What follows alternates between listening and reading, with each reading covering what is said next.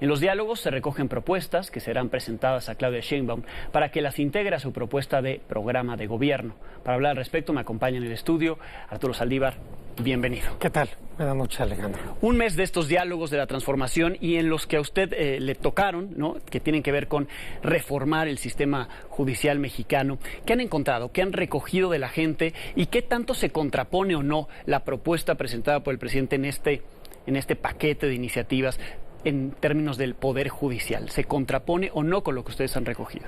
Vamos por partes. Sí. En primer lugar, los diálogos por la transformación en todos los ejes tienen como objetivo escuchar a la sociedad y a partir de lo que la sociedad nos dice, tener un diagnóstico y de ahí propuestas.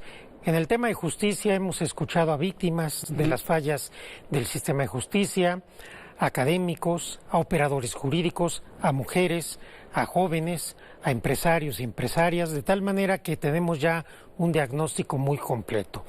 Y la visión que tiene la sociedad es que el sistema de justicia en México es realmente un sistema de injusticia, que tenemos muchas fallas, que es una justicia que castiga la pobreza, no la delincuencia, que privilegia a los ricos frente a quienes no tienen recursos, que es particularmente cruel con las mujeres y que no coadyuva a pacificar al país y a resolver controversias con concordia y con fraternidad.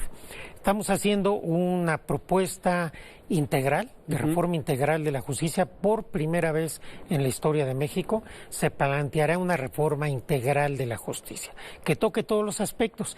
Y desde esa óptica, la reforma, las iniciativas que ha presentado el presidente, particularmente la de reforma al Poder Judicial Federal, digamos que complementan la propuesta integral que nosotros vamos a hacer. No se contraponen, tienen objetivos distintos, pero sí se complementan. Nuestras propuestas, la del presidente que ya estamos haciendo nuestra, generarán todo un planteamiento sistémico para mejorar la justicia en México. Sí, hay un planteamiento que hace el presidente en su iniciativa de promover que sea a través del voto, que se nombre en particular a quienes encabezan el Poder Judicial, algunos magistrados, pero sobre todo los ministros que integran la Suprema Corte. Usted ha dicho que esto no despolitiza a la Corte, no despolitiza este proceso. Lo que sucede, me refiero en este momento solamente a elección de ministros y ministras. Sí. He venido diciendo, porque es cierto, que no hay ningún sistema en el mundo que haya demostrado ser infalible a que se partidicen los tribunales constitucionales o las Cortes Supremas. Lo acabamos de ver en Estados Unidos, un presidente con una ideología conservadora cambió el rostro de la Corte por décadas y derechos que ya tenían las mujeres de los Estados Unidos de América en su esfera jurídica se echaron para atrás, de 50 años para atrás. Ha habido conflictos para la integración de Tribunal Constitucional en España, del Consejo de la Magistratura y en muchos países. La propuesta que hace el presidente en relación con ministras y ministros es un ensayo de una elección indirecta. Sí. La presidencia presentará 10 candidatos y candidatas, Senado 5, diputados 5 y la propia Corte 10 candidatos. Y a partir de ahí se elegirán los ministros y ministras de aprobarse la reforma. Esto sí implica que se alejen los ministros o ministras de quien los nombró, porque si bien tendrán que pasar un tamiz, después será el elector el que decida. Quien decide entre las propuestas. Lo que es más debatible y es importante que se abra la discusión es si este sistema se debe llevar a todos los jueces y juezas, no solo federales sino locales del país. Este punto es más controvertido, pero está ahí en la iniciativa. Creo que debemos abrirnos a la discusión. De hecho, en los foros tuvimos una mesa específica con expertos para discutir este tema, pero discutirlo con argumentos técnicos, académicos, empíricos, sociológicos, para poder llegar a la mejor solución. Lo cierto es que la justicia en México, no solo el Poder Judicial Federal, los poderes judiciales de los estados, las fiscalías, las defensorías públicas requieren una reforma que realmente haga un sistema integral, funcional y que empiece a generar certeza, seguridad y justicia a nuestro país. Sí, que se llegue, digamos, esto es el principio, ¿no? La iniciativa marca los ministros, algunos otros puestos del Poder Judicial, pero si se llega al juez, al juez de control, ¿no? Al juez local, ¿qué problemas le ven? Se ha dicho mucho que entonces el crimen organizado, que al final sale beneficiado de las decisiones o no judiciales, podría querer intervenir como interviene en procesos de elección popular. A ver, es que con esa lógica el crimen organizado puede intervenir en cualquier tipo de proceso. Y lo hace. Y lo hace en muchas ocasiones. Lo cierto es que este sistema, que tampoco será infalible como no lo es ninguno, sí, habrá que analizarlo con cuidado. No se trata de que, hablando solamente en este momento de ministros y ministras, vayan a hacer una campaña similar a la que se hace para ser diputado o senador. Tendrían que ser campañas muy cortas, sin financiamiento público ni privado, prácticamente con el uso de los tiempos oficiales, con manejo en redes, quizás con algunos debates bien organizados. Tendrían que ser campañas de otro tipo, sí, que blinden precisamente a quienes lleguen a ser juezas o jueces con este sistema, no solo del crimen organizado, también de los poderes fácticos, de los poderes mediáticos, de los propios partidos. Sí. ¿Usted ha considerado que en ocasiones y recientemente la Corte actúa como partido de oposición? ¿Esto prevendría que se actuara así dentro de la Corte? Idealmente sería un sistema que alejaría un poco la designación de los partidos, sí, porque hay un filtro.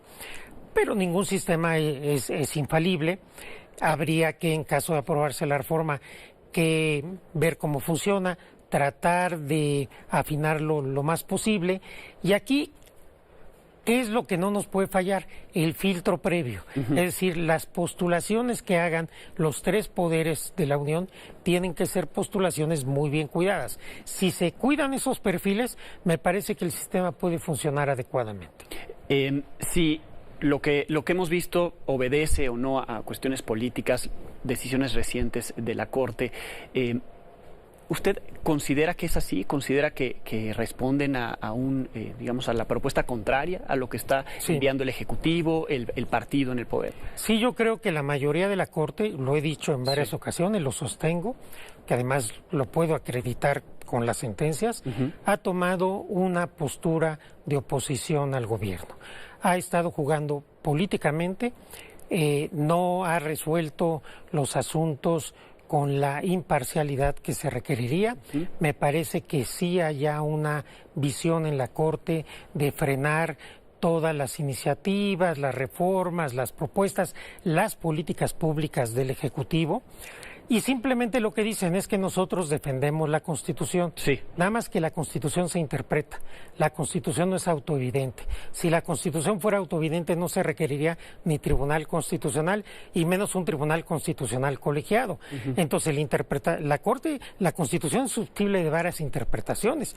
Lo que habría que ver es por qué criterios interpretativos de la Corte, que eran distintos en otras administraciones, han cambiado en esta. Eso es lo que nos mueve a decir, y yo lo sostengo, que sí veo un sesgo de partidista favorable a la oposición y a los poderes mediáticos, fácticos y económicos del país por parte de la mayoría de la Corte desde hace algunos años. Ha dicho usted que el país no aguanta más teniendo un sistema tan injusto. Dentro de la iniciativa presidencial se propone una injusticia que es enviar a más personas a la cárcel, ¿no? Y que se amplíe el catálogo de delitos que ameriten prisión preventiva oficiosa. ¿Cómo combatir eso? Porque no ha permeado en el presidente visiones como la suya de no tener a tantas personas en la cárcel de manera automática.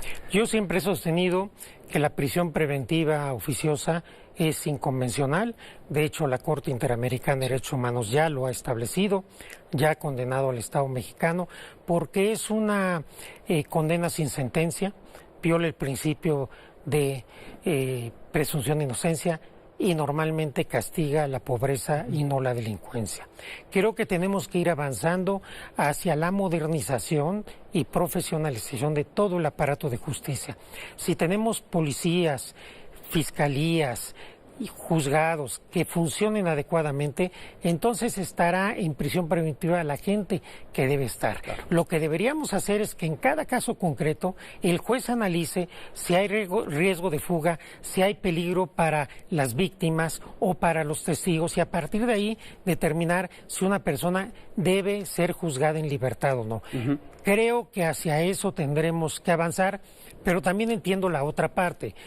Si no tenemos un sistema que funcione y limitamos la prisión preventiva oficiosa, supongo que así se piensa por quienes lo sostienen, va a ser muy difícil combatir la delincuencia. Por eso tenemos que consolidar la Guardia Nacional, fortalecer las policías locales, fortalecer las fiscalías y hacer una reforma integral de todos los tribunales del país, no solo del Poder Judicial. Lo que han recogido en los diálogos, entiendo, se entregará a Claudia Sheinbaum y será parte de la plataforma de gobierno que presente al inicio de su campaña. Sí, los 12 ejes que hemos estado en los diálogos, presentaremos nuestros documentos de conclusiones, serán analizados por Claudia Sheinbaum y ella hará de todos esos documentos se formará el programa de gobierno. En términos generales lo anunciaré el 1 de marzo en un zócalo que estoy seguro que estará repleto, y a partir de ahí seguramente habrá documentos más detallados, más extensos, donde todas estas cosas se especifiquen con mayor detalle y podamos empezar una segunda etapa de debate y discusión con la sociedad. ¿Dónde se ve Arturo Saldívar para que esto se concrete, para que si llega Claudia Sheinbaum a la presidencia, esta reforma, todo el sistema judicial mexicano se concrete? ¿Se ve en un puesto, se ve acompañando a la presidenta si es que ella llega a estar en la presidencia? Yo estaré donde la presidenta considere que la puedo apoyar, que la puedo ayudar. Yo no estoy en este proceso buscando un cargo. Lo que quiero es un cambio positivo, una continuidad con cambio en mi país, un segundo piso de la transformación. Y para mí la mejor opción por mucho es Claudia Sheinbaum, por eso estoy en este proceso, no por un cargo. Yo estaré donde la presidenta quiera que esté, si es que ella cree que le puedo aportar en algún lado. Pero con el objetivo que esta reforma se concrete, se materialice. Desde mi punto de vista, más allá de mi persona e incluso más allá de los partidos que harán suyo este programa, estas propuestas no son propuestas de partido, son propuestas de Estado y de nación. Creo que estas propuestas tendrán que avanzar en cualquier escenario. Ojalá pasada la elección, obviamente esperamos que gane Claudia Sheinbaum y que a partir de ahí se pueda generar un diálogo, se pueda hacer política y todas las fuerzas políticas, incluso los partidos minoritarios, si es que nosotros tenemos mayoría en el Congreso, podamos avanzar en este tipo de propuestas porque son por el bien del país. Hay casos como como el de la justicia y como otros en los ejes, donde tenemos que anteponer los intereses propios, muy respetables y legítimos de los diferentes partidos, las diferentes visiones, para ponernos de acuerdo en lo esencial y avanzar como país. Bien, le agradezco muchísimo que haya estado por acá. Gracias.